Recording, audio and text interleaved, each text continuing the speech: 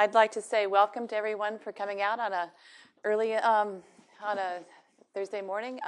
This is going to be a very interesting program. My name is Elisabeth Bumiller. I'm a Pentagon correspondent for the New York Times. I just got back from Afghanistan myself on Tuesday, and this is our featured speaker here, Gilles Dorronsoro, who is a visiting scholar at the Carnegie Endowment, and he's an expert on Afghanistan, Turkey, and South Asia.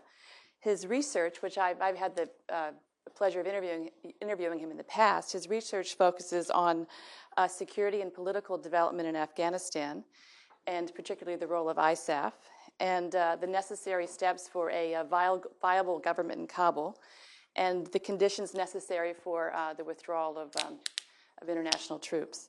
So what I'm going to do is ask Gilles some questions. He was just in Afghanistan in July and also in May. And I will ask him a bunch of questions about what he saw, what he thinks about the future, what's going on there. And I'll go for about half an hour or so, and then I will turn everything over to you, because I know you have lots of questions. And I'll be happy to answer some, too, to the extent that I can. So let's start out right away. You were there in July. Why don't you just give us a brief overview of what you saw, where you went, and what you think the security and political situation is in Afghanistan? Yeah, I was in Afghanistan in July and in April, actually, March, April, and I was very surprised because in 4 months I was assuming that the situation would be more or less the same, you know. And in 4 months, what I've seen is the quick deterioration of the security, and it was very surprising.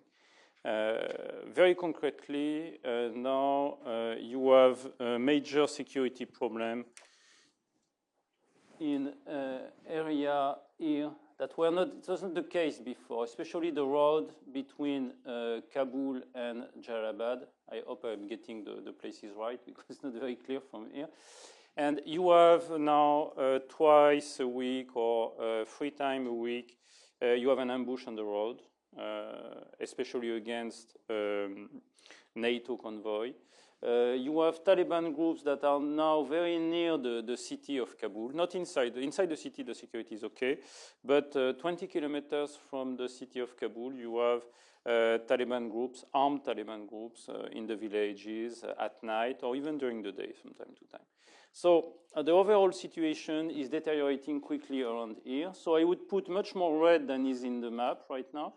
And here also, situation is basically out of control in these two provinces, knowing that here you have more and more insecurity, here also. So the overall situation is a quick deterioration, and that's why I've seen in July.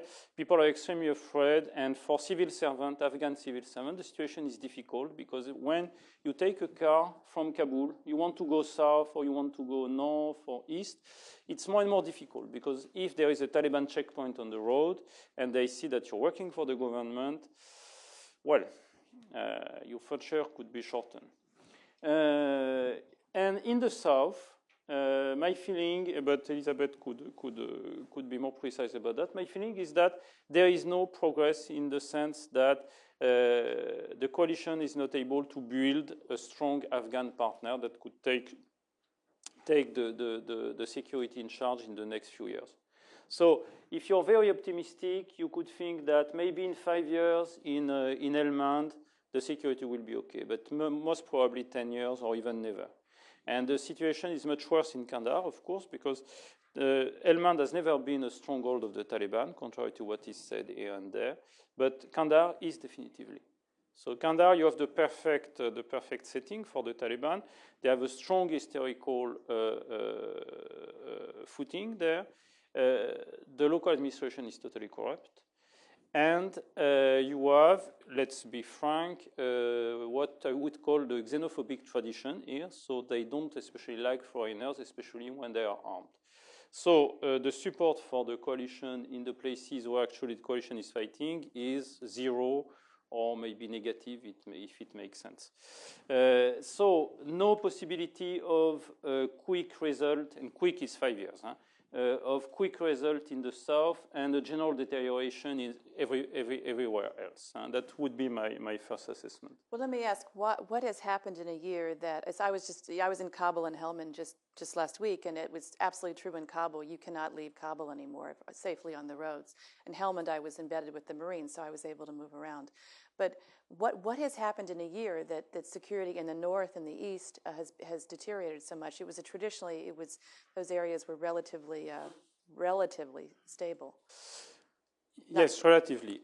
Two things happen. So first, I'm very happy you were in Marja and you're back because it's becoming congratulations. And for the north, it's been a few years now. I think first we assume that because the people are not in majority Pashtun in the north, it was stable. It's wrong. Why? Because first you have Pashtun pockets. And when I am speaking of pockets, in the province of Kunduz, it's 40% of the population being Pashtun. So it's a large pocket. You have pockets of Pashtun here also in Barlan. So you have a Pashtun constituency for the Taliban, I would say. People are ready to work because of local ethnic tension or because they don't want the central government. But you have also non-Pashtun Taliban, more and more. Why? Because when you have a situation of political chaos, and that's more and more what's happening in the north, because you don't have state structure anymore in the north, you know. Basically, the state doesn't exist anymore. What's happening is two groups are fighting, or three groups are fighting. And when you're fighting, what do you need? You need support from outside. And the support can be somebody in the government who is giving you arms, or it could be the Taliban. And it's a good deal.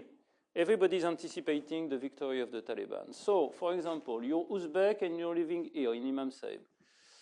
Your political analysis is that they have no think tank, but they still have political analysis. They think that the Taliban are going to be in power in 5 years. So what do?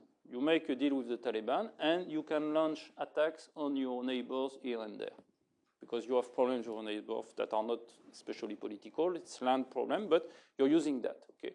So more and more, the Taliban are able to have local context, it's ideological or non-ideological, but they are larger than the Pashtun base. And that's the first thing. The second thing is that you have a quick deterioration that is producing the next deterioration. It's a feedback. It's a negative feedback. What's happening concretely now on the field? You have here you have German soldiers. You have 3,000 Marines, but mostly it's German soldiers. They are basically useless. They are guarding their own camp. So it's not a big deal for the Taliban. If they don't want to fight the Germans, they just go around the camp. I'm sorry, where are the Germans? The Germans are in Kunduz and Mazar. So they're not leaving their bases, is what you're saying? Well, they are leaving their bases on a very careful base. I mean, it's not a problem for the Taliban. The Germans are just, you know, they don't know how to fight. They have no tradition. They have no tradition? But I mean, not recent tradition. I mean, right.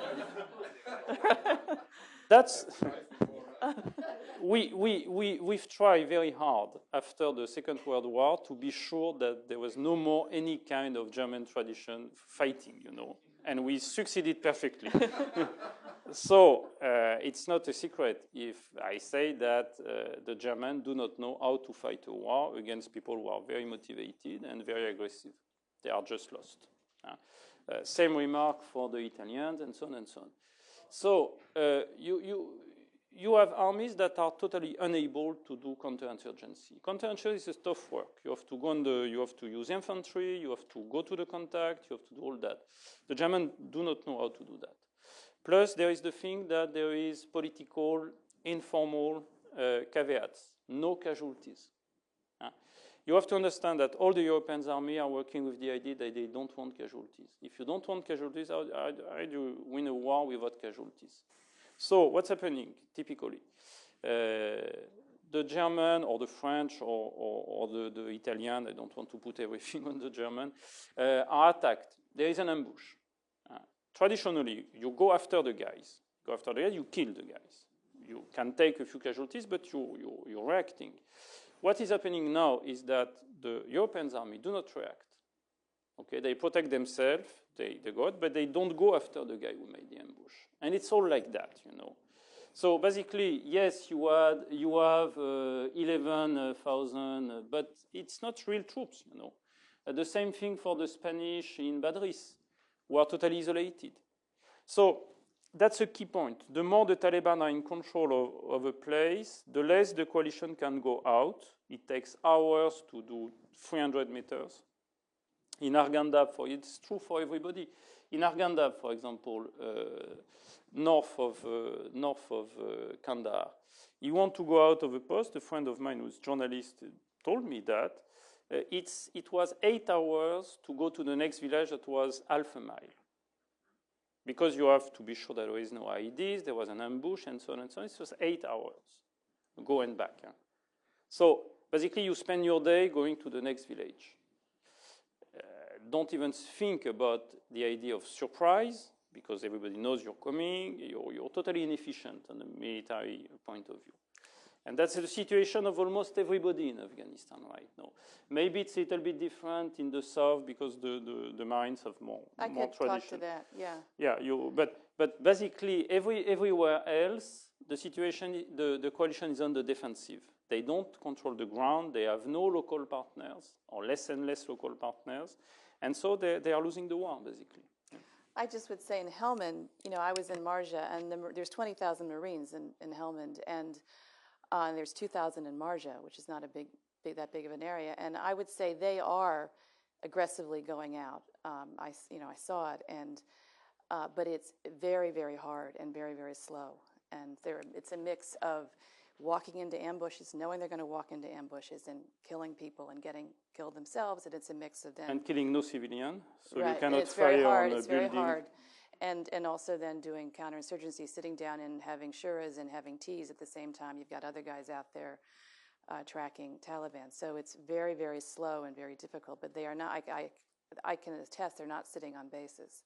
No, but that's the exception. Not. But I was thinking about the European Europeans. And there's a lot of tension between, as you know, the British and the Marines, because the Marines have just taken over the area of Sangin from the British. And I would say the British certainly took a lot of casualties, and the name Sangin is very notorious in Britain because of that.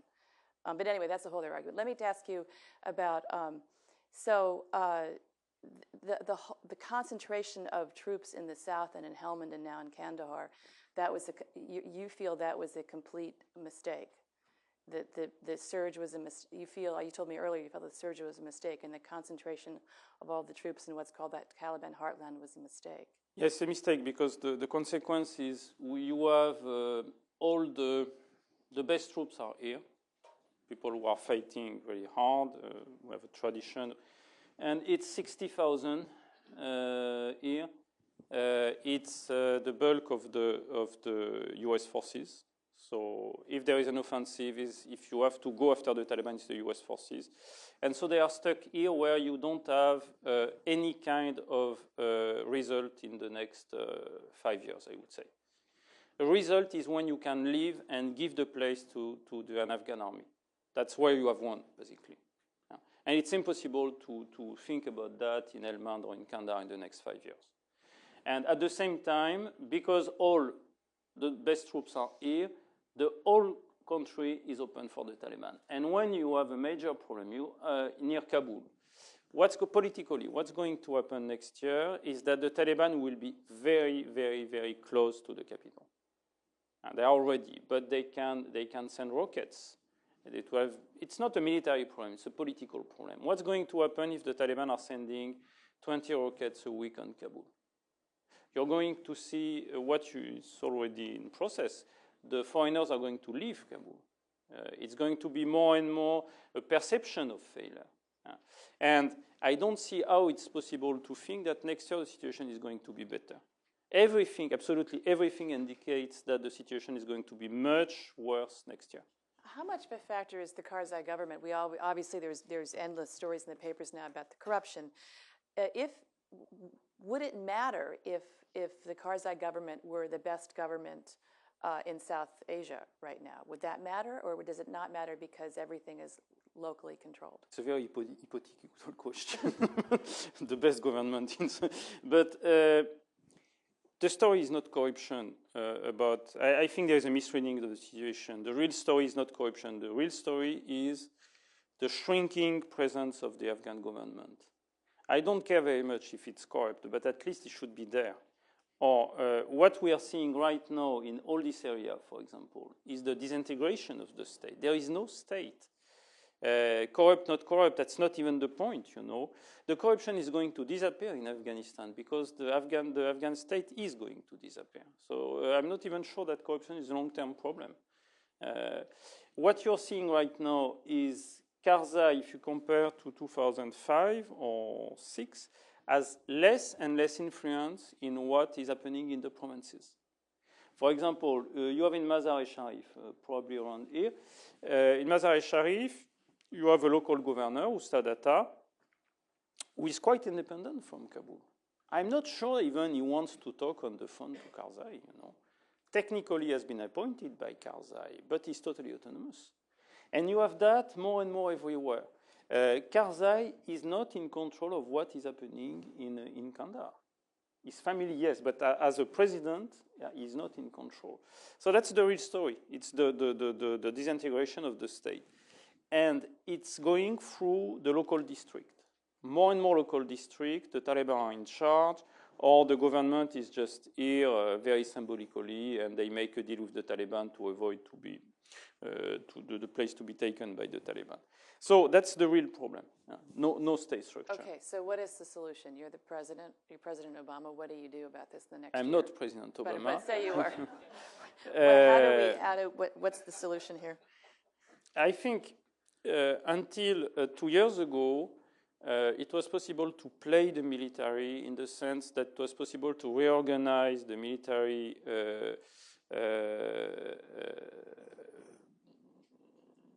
in the sense that you had to protect the cities and the main roads. That was probably the right strategy. It was more or less a Soviet-inspired strategy.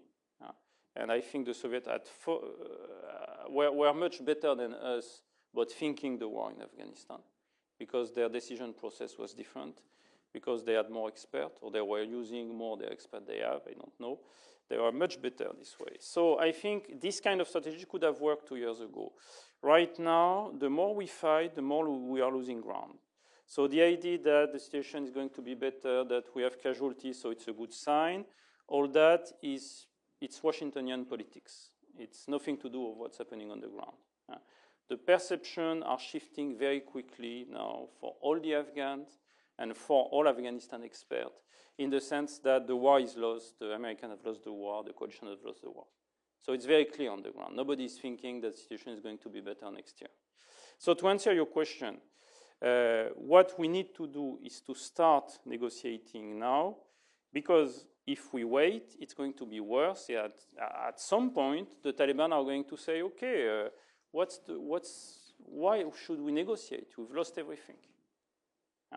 What's going to happen next year when the Canadians will be out, the Dutch are almost out, when the Polish are saying that they will be out of Afghanistan in 2-3 years, when the Germans are thinking a lot about that, when the British said 2015, we are losing ground. And the problem is that next year, Obama will have these two choices, basically, two bad choices. Or it could be in this situation where he will have to send reinforcement in Afghanistan, just to stop the Taliban from taking cities or towns. He will have to send reinforcement. Okay, well, here's the question, though. As you know, the Defense Secretary, Robert Gates, has said repeatedly, recently, that this is not the right time to start negotiating with the Taliban. We need to inflict more losses on them. So from your point of view, what is the incentive for the Taliban to negotiate with the U.S. right now? I mean, there is just one incentive right now, or maybe two. First incentive is that they are taking casualties, especially the middle rank of the Taliban organization is taking a lot of casualties. The special ops are killing a lot of Taliban, so a few hundred, maybe 500, 600, 1,000, we don't know, but a lot of people are killed. So for their personal security, some people may think in the organization it's time to negotiate just to survive. But I don't think it's a very strong argument. The second argument, which is actually the good argument, is that the Pakistani military is in control of the Taliban leadership. And they want negotiation. They don't want Afghanistan to become again a rogue state. They want Afghanistan to be a normal state, to push their strategic advantage in Afghanistan. So they need negotiation. They will put pressure on the Taliban leadership to have negotiation. And they can do it right now because they are relatively in control. We have seen in February, you remember the number 2 of the Taliban organization was arrested. Why? Because Baradar wanted direct negotiation with Karzai. More or less, he had contact with Karzai. And so the Pakistani military said, no, no way, we are not going to let you negotiate directly with Karzai. They put him in jail, you know. It was not exactly a big success of the US government. It was just they were disciplining the Taliban movement. The ISI was putting the Taliban back in their control. That was it. So if they can do that, most probably they can force the Taliban to negotiate. Okay, so what does the Afghanistan look like then? And say this happens, there's negotiations. What does it look like in 3 years? The intermediary step is to have a ceasefire. If you have a ceasefire, people can relax a little. We can have the Taliban leadership back in Afghanistan under some kind of deal with the UN, for example.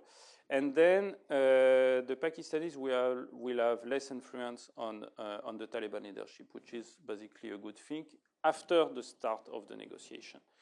And then we can opt for a kind of local deal in Afghanistan. Coalition government. It's going to be a Sharia-oriented state, but it's already the case. And specific groups, minorities, women, and so on, will lose a lot, of course. I mean, just to be honest about it. But it's probably, to a certain extent, manageable. There can be some kind of arrangement here. The second thing is that there must be a deal. It must be an international deal with especially with the UN, but India also could be part of the deal, about the fact that the Afghanistan is not going to be again a base for Al-Qaeda or Lashkar-e-Taiba or all the groups, radical groups, jihadist groups. That's the key point, actually, for us, for Westerners. And it could work if the Taliban are part of a coalition government, because the Taliban are the only one who can deliver the security on the border. This border will never be secure if we don't have a deal with the Taliban. That's why Ambassador Blackwell's idea that we should just basically work with the north of Afghanistan is a little strange to stay polite. Because if we support the people in the north, we're supporting people who cannot deliver what we need. We need security here. And as far as I know, the Al-Qaeda is not going to have bases in the north of Afghanistan. So it's very strange. So, and the age-old question, what is to tell us the Taliban from working again with Al-Qaeda the way was occurring in 2001? Well, first, I think they have learned that it could be costly to work with Al-Qaeda. And I don't think the Taliban are basically a nationalist movement. They don't want to attack Western countries. If it's not on their agenda, their agenda is to have Islamic Emirate of Afghanistan. And the second thing is, if we have a coalition government, it could be part of the stabilization of Afghanistan in the sense that the Taliban are part of something that is larger than them. And after a few years, if there is enough money, and there could be enough money quickly in Afghanistan, you can have a situation where the Taliban have some clear interest, personal interest, in the system. So they will not destroy the system because they will have. What happened in the end of the 90s, basically? The Taliban wanted international recognition. It was their main objective. So they said, okay, we want international recognition, so we are going to to stop all the opium cultivation. And they did it, actually. It worked. But we are not interested. We are focused on Al-Qaeda. And at that point, Mullah Omar and part of the Taliban leadership were not very clear about Al-Qaeda. Al-Qaeda was there before the Taliban arrived. Their bases were there in the east in 95, before the Taliban arrived in this area. So, you know, it was a kind of process where nobody trusted nobody, and the Taliban were convinced, some of the Taliban were convinced that in the end, there will never be international recognition and so on. So if we can have an international negotiation, it can work. I think it can work. Let me just ask one more question before I turn it over to the audience. Going back to 2001, if the Bush administration, this is, again, I'd be curious to hear what you have to say to this. If the Bush administration had stayed focused on Afghanistan, would it be a different place today? Was there any hope? I mean, this is such a difficult country historically for invaders. Would it be different today if there had been a sustained focus on Afghanistan in terms of troops and attention? It's, to say the least, a complex question. I would say that there were a few moments where the right decision could have changed the map. Especially in 2002, negotiation with the Taliban in the form of a general amnesty and putting them back in the system could have worked. That's one thing. Second thing, and it's the opposite, but it could have worked also, full pressure on Pakistan in 2002, 2003 could have worked. Because in 2002, 2003, it was possible to speak to Musharraf and say, okay, we do not accept that Mullah Omar is in Quetta. We do not accept. And it was credible in 2002 because, there was something going on. So this was, at least that's two things. Another thing, but it's more complex, is the fact that most of the people are saying it's because of Iraq. And that's the traditional, we are losing in Afghanistan because we put too much resources in. But it's a little bit different than that. If you read the people in charge at that time, General Barno, for example, was in charge until the end of 2005, if I remember well. These people were saying there is no Taliban in Afghanistan. We have won the war. They were unable to read their own report. What we have seen with WikiLeaks is that in 2003, 2004, 2005, the deterioration of the situation on the ground was very quick.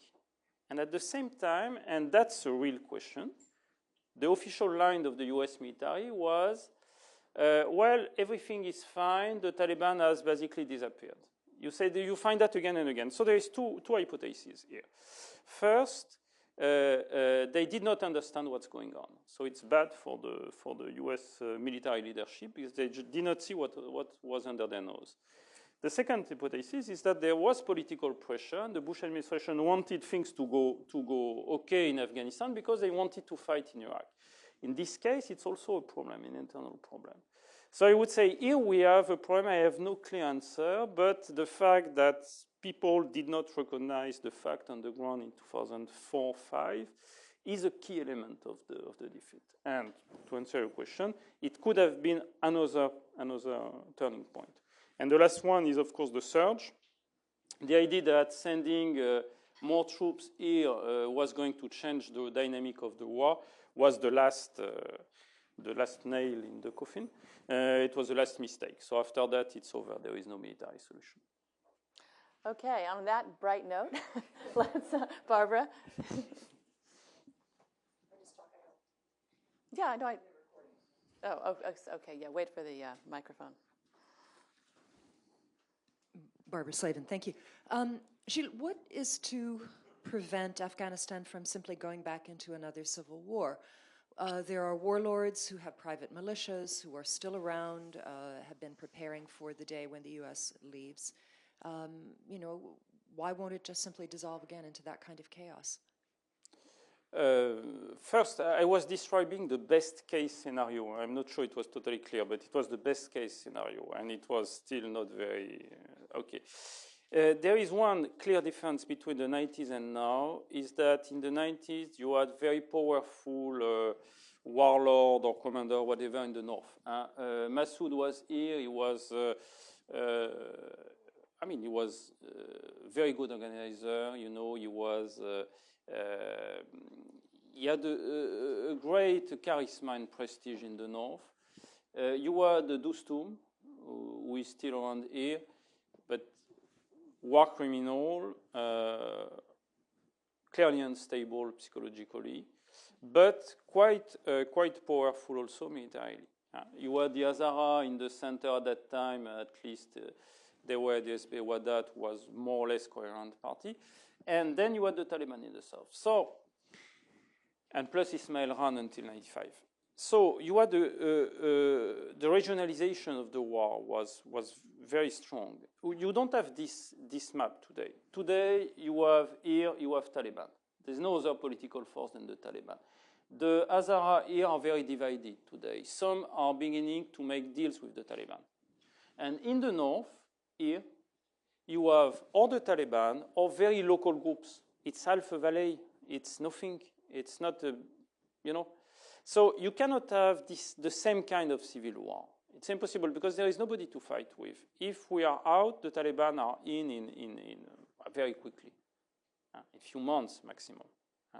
So that's why, that's another reason why the idea that we can build something in the north against the Taliban in the south is exactly the wrong idea. Because the north is politically nothing. Yes, in the front row here.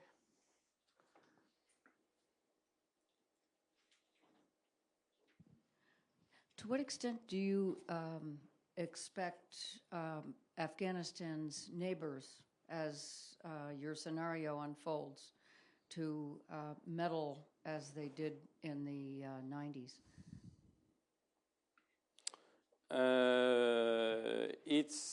Sorry? I'm sure India you're talking about. Yeah, I was thinking about Iran, India, of course. Iran, some of the Central Asian powers. I'm thinking again back to the 90s. It's complicated because it depends on their own analysis. I would say that Iran is mostly not a problem because the Iranians are very worried about what's going on in Afghanistan. They are happy because the coalition is failing, but they don't want the Taliban back.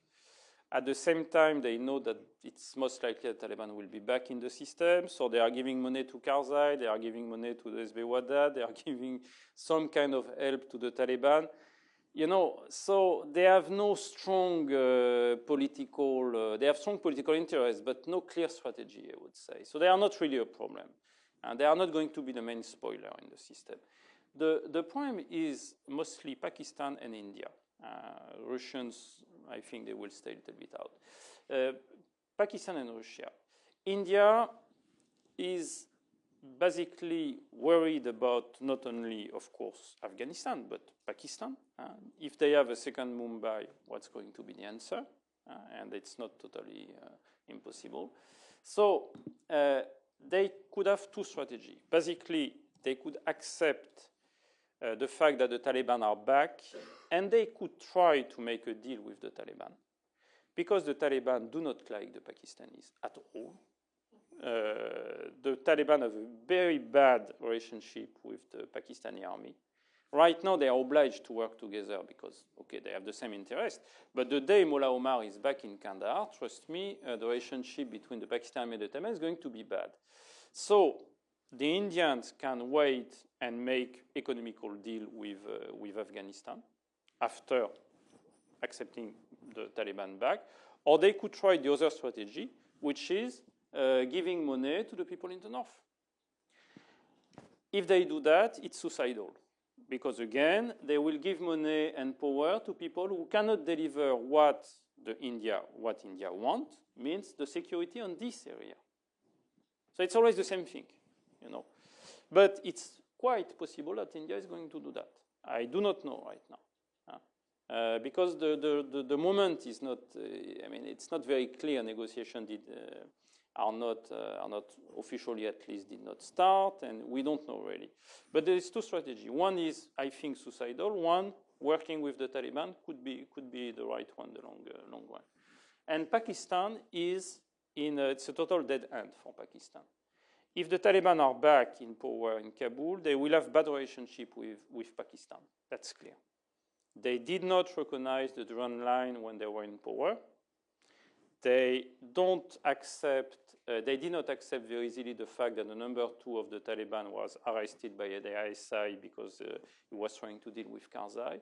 So there is a strong resentment against the Pakistani army in the Taliban. The day they are in Kabul, it's clear they will be totally anti-Pakistan. And so, not easy for the Pakistani army. They have won the war, but they cannot translate this military victory in a kind of real advantage on the ground in Afghanistan. Plus the fact that you're going to have a feedback, and now the problem is in Pakistan is that you have a kind of low-level civil war in all the western part of Pakistan, and it's becoming a major problem. So for Pakistan, I mean, they have lost, basically. It's a disastrous victory for Pakistan. Front row here. Just pass it across. Could Karzai and the Taliban and Pakistan make a deal independently of the United States? Is the United States pressuring Pakistan to break with the Taliban or to bring the Taliban to the table? And does Karzai have a political constituency, especially after these recent elections for parliament, that could support a deal that he might make with the Taliban? You know, he seemed to be turning toward Pakistan over the last few months and firing these security officials that were anti-Pakistan and so forth. It seems like the United States is trying to wreck that strategy as opposed to support it. It's complicated.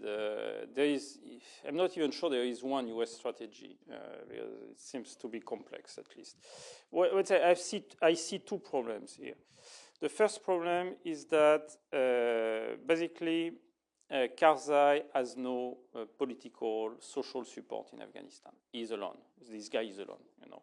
He has his family support, maybe part of some tribes in Kandahar, but it's very limited. Basically, Kandahar is a Taliban city.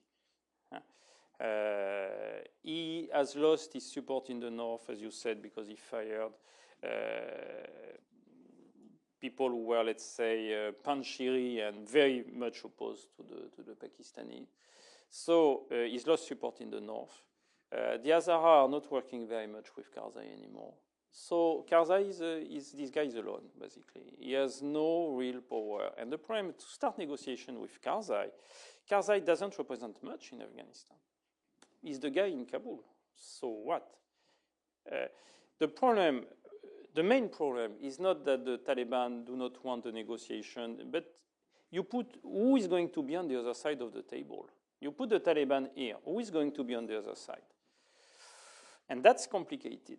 Karzai is too weak. Then you have to go to regional power or ethnic religious groups like the Hazara. You have to put the Hazara somewhere. You have to put maybe somebody like Ustadata, who said recently wanted negotiation with the Taliban. You have to put one Panjshiri anyway. And probably other people you can find here and there. But the problem is that the Taliban are the only organized political force in Afghanistan today. That's the main problem of the negotiation. So that's one thing. The second thing is that the US policy vis-à-vis Pakistan is difficult to explain concretely. Since 2001, the Pakistanis are clearly supporting the Taliban. Okay? And the US government is giving every year a few $1 billion, which is going partially to the army which is supporting the Taliban who are killing American soldiers. So it's a masterpiece of political and diplomatical work for the Pakistani government or the Pakistani army. But from Washington, why is the US government doing that? Doesn't make sense, really. So it's very strange. That's the first thing. The second thing is that the idea that you have to put pressure on the Pakistani government, so you're going to put pressure on the Taliban, is yesterday's story. Doesn't make sense today. The war is lost in Afghanistan. We have to negotiate. The one people that can put pressure on the Taliban to negotiate is the Pakistani army.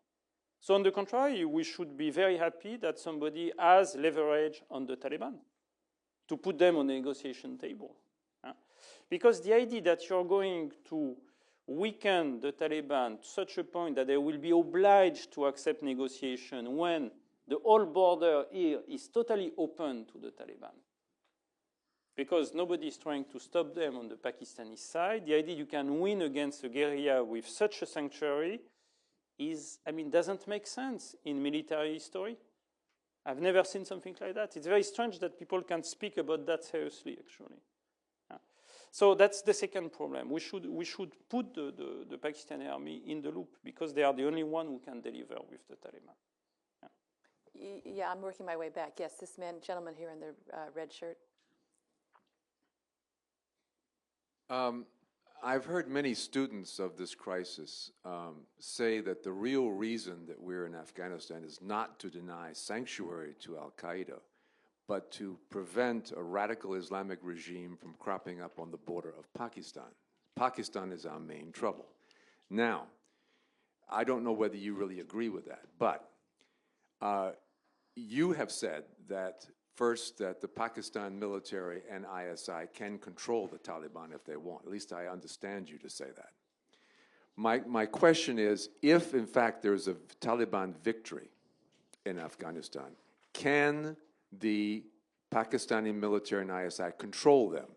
Or will they become a real threat to the state of Pakistan? I'd like both of you to comment on this, if you would. So the question is, can the Pakistani military... You want me to answer first? Yeah. Not to deny sanctuary, Right. but to prevent an Islamic regime cropping up on the border of Pakistan, destabilizing the Pakistani state. So if Afghanistan does fall under the Taliban, is that a threat to the integrity of Pakistan? That's a good question. I don't know the answer to that. Or Do you have an answer to that? I mean, I don't know what... There are things we know, things we don't know, hein? The known and the unknown. So, sorry about that. What seems to be the rule here is that we know that the Taliban are obliged to work with the Pakistani army. The civilians are out of the picture.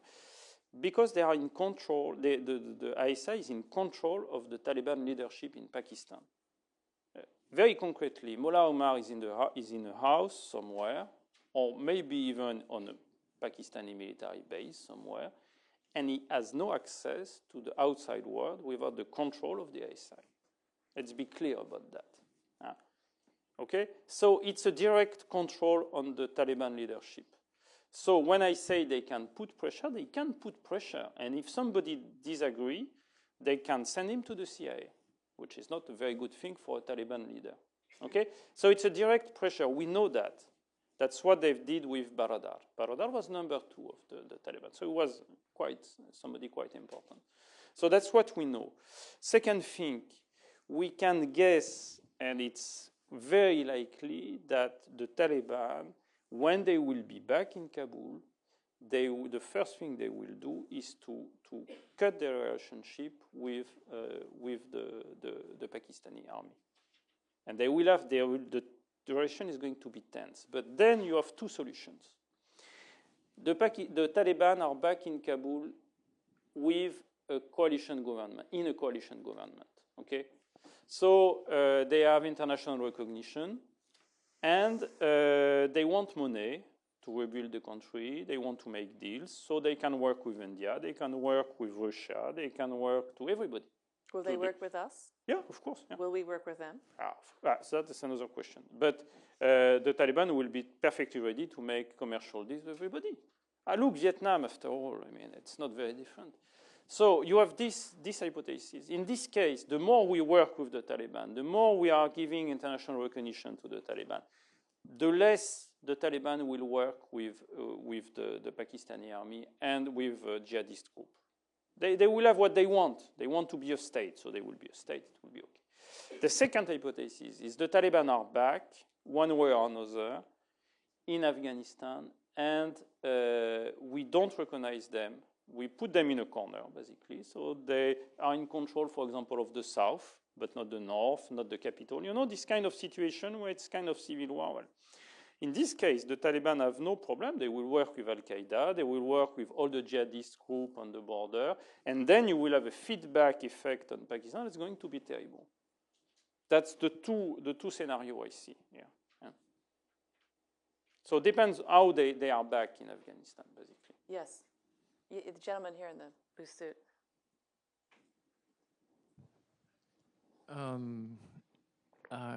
I agree with you, Gilles, in terms of sort of your topmost perspective that when a strategic error has been made, it stays made and it continues to have effects. And so my question is much more tertiary than that. But you haven't talked about the Afghan army at all. And at a minimum, there are some number of people in six figures, and they're in uniforms, and they're taking up space someplace. And so could you talk about where they are geographically, what duties they are performing, to the degree they're performing any duties, to what degree there is an embryonic officer corps, those kinds of basic questions. I can Yeah. answer a bit of that too, because Yeah, I you was will with them follow. last week. Yeah, go ahead, and I'll then take some of it. I would say that the Afghan National Army is important, but not for the reason people think it is important. People think that the Afghan National Army is going to replace the coalition in the next few years, and you have the Afghanization of the security. So we withdraw, we put the Afghan army, and after a few years, inshallah, we are out of the country. That's a dream. The idea that the Afghan National Army is going to stop the Taliban somewhere, it's a joke. But doesn't mean that first we should not finance the Afghan National Army, and doesn't mean that it's useless. Not at all. The Afghan National Army is part of the political deal. If there is a coalition government, you need structure. You need to say to the Taliban units, okay, you can join the Afghan National Army. You can also say, okay, it's a small army, but it's an army that can defend the city. If somebody wants to make a coup, for example, there is still the Afghan National Army to stop, to put a cost. Maybe it's not going to stop totally things, but there is a cost, And I think that's why it's very important. Because, strangely enough, the Afghan National Army is still relatively popular in Afghanistan, even in the south. Even if it's Panjshiris, Uzbek in the south, there is still the fact that it's the National Army. So it's very important, but not for the fighting. It's important for the negotiation, actually. It's part of the stabilization of the country.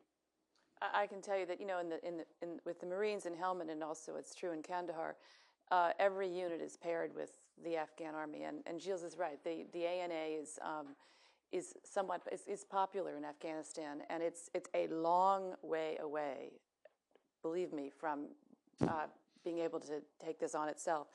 It's going on patrol with Marines and Afghan army soldiers is nerve-wracking, because you never know where the Afghan army is going to shoot. You just can't, it's just not. Stay behind. Yeah, stay behind them, and they're not disciplined. There's a drug problem. You can smell the marijuana at some of these bases. It's just part of the culture. But they're not terrible. And they do have general respect to the population. And last week in Marja, they guarded the outside of polling places, and the Marines were very pleased in Marja that at least no polling place was directly attacked. The bigger problem, of course, is the Afghan police, and they are very corrupt, and they are not respected, and the U.S. military is trying very hard, but that is a real problem, because they're the ones who have to keep control at the local level. And they're trying a new thing, the ANCOP, the Afghan National Civil Order Police, kind of like a National Guard. They're trying to do that, but they've got big problems with the police in terms of drug abuse, in terms of discipline. That's a long, long way to go. So Gilles is right. There's no way the army or the police could take over anytime soon. They have tried in Helmand province. Helmand is not it's the Taliban everywhere, but it's not the worst place in Afghanistan. But they've tried. The Afghan National Army tried an operation alone against a few commanders in the north. They got probably 50 casualties, something. It was a disaster. In terms of numbers, there's, I think, about 150,000 Afghan army right now. And you get all these numbers from ISAF saying we now have so many trained and stuff. But what does that mean? We went through that with Iraq. So And just another thing, they can be relatively good if it's static defense. You know, that's where you should use them, you know, to defend, because they are fighting for their life, basically. So, I mean, they are better. And what we have seen inside the city of Kabul recently is you see that it's doable.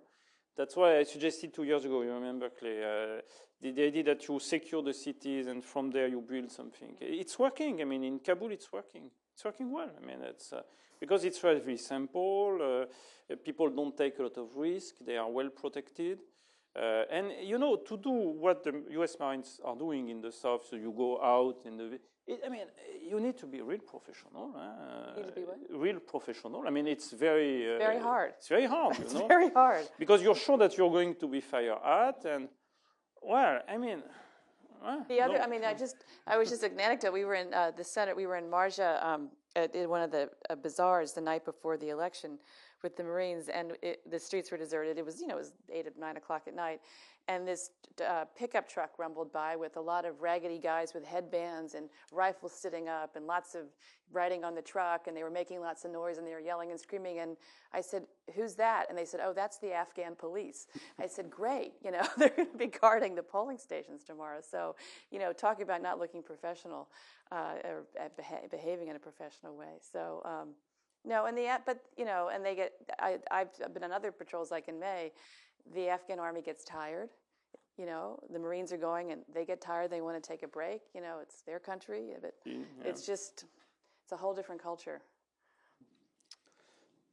There's some questions in the back there. This gentleman in the far back.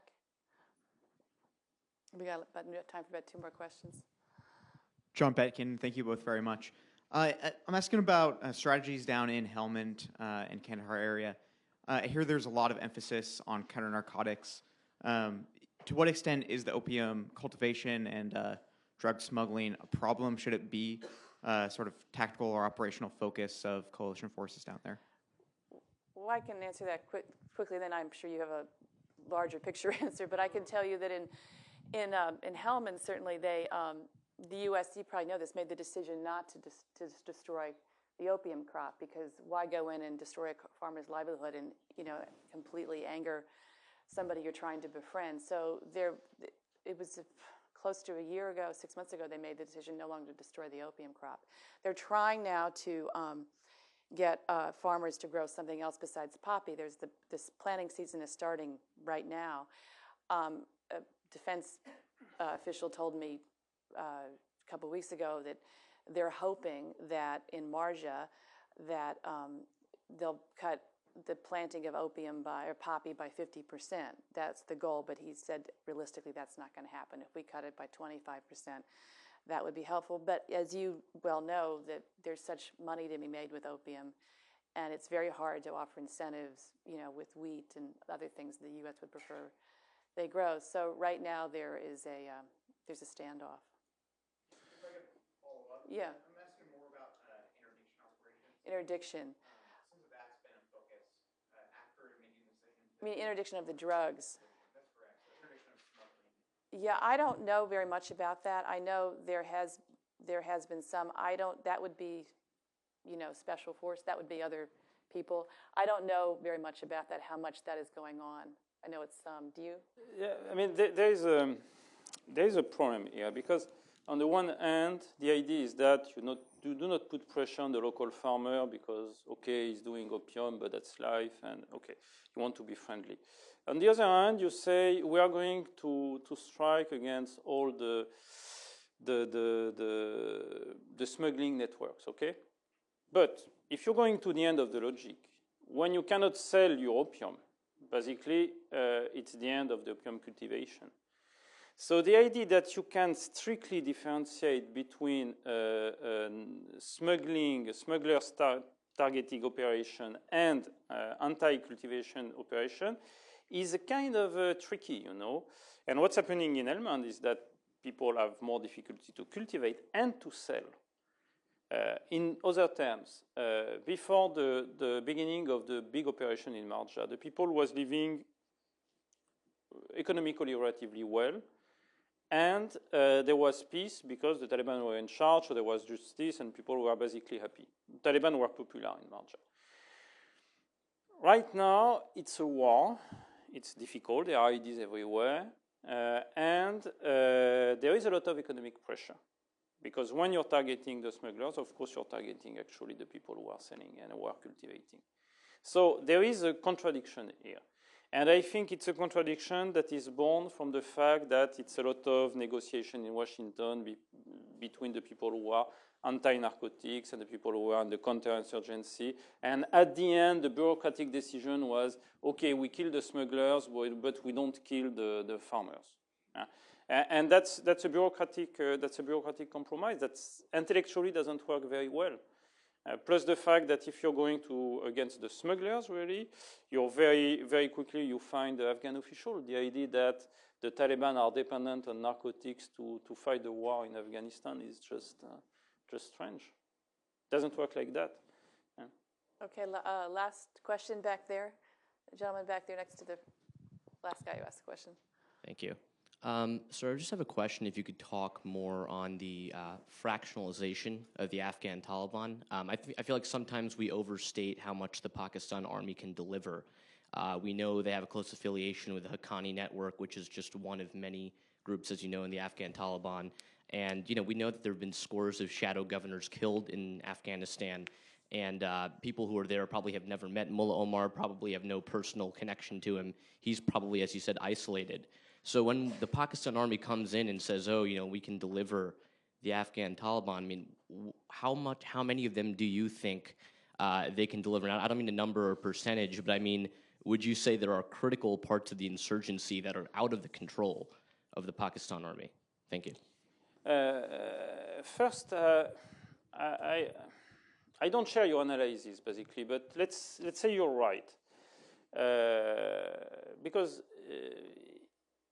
even if we make a deal with the Pakistani army and say, okay, let's make a ceasefire, whatever, and we discover that part of the Taliban are going to respect the ceasefire and part are not going to respect the ceasefire, it's a major victory for the coalition.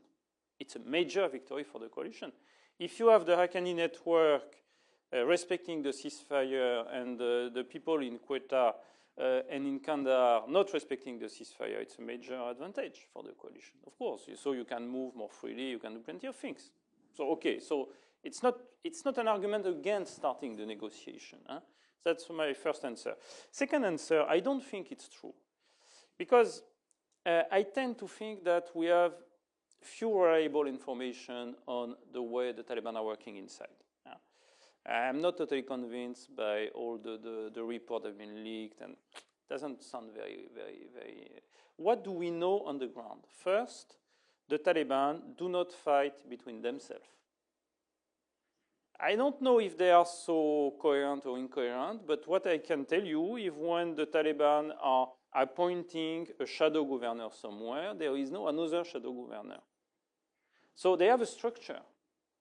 Because they have a shadow governor, they have a district governor, they have a judge, and you'd never have a fight. Or maybe somewhere.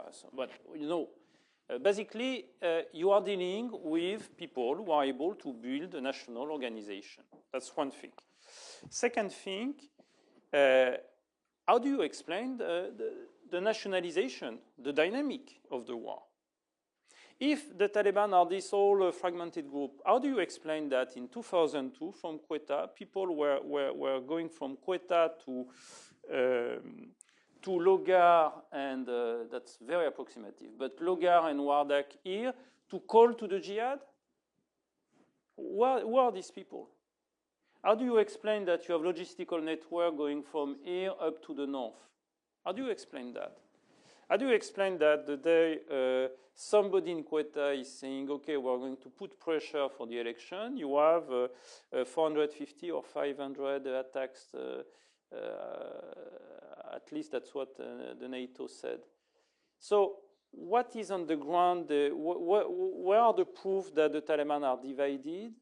The idea that Haqqani network is different from the Taliban, where is the proof?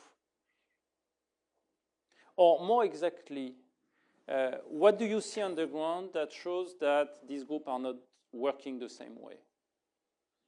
So to go back to the first question, let's try a ceasefire. We'll see if the Taliban are divided or not. But so far on the ground, the major mistake of the coalition has been to underestimate the Taliban. They have a national strategy. They are pushing everywhere where there are weaknesses, and they are not fighting each other. So for me, it's a coherent movement. Okay, thank you for coming. I'm sure if you wanted to come up and talk afterward, we could do that. But thank you very much for coming, and thank you, Gilles. Thank you, Okay. Elisabeth.